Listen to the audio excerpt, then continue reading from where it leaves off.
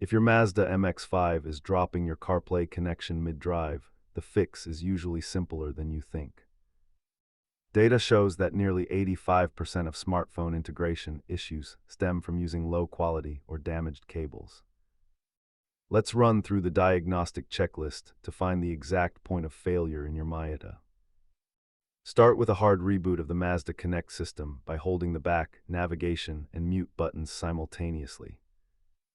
Ensure your iPhone and your Mazda's firmware are both up to date, as software bugs often break the handshake. If the phone feels hot to the touch, it may be disconnecting to protect the battery from heat damage. If you use an aftermarket wireless adapter, remember that interference can cause drops that a wired connection avoids.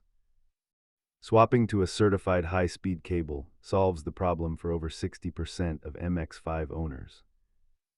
If the issue persists, resetting your iPhone network settings can clear corrupt connection profiles. Keep a dedicated, high-quality cable in your center console that is only used for CarPlay. Remember, even a tiny amount of pocket lint in your charging port can break the data stream.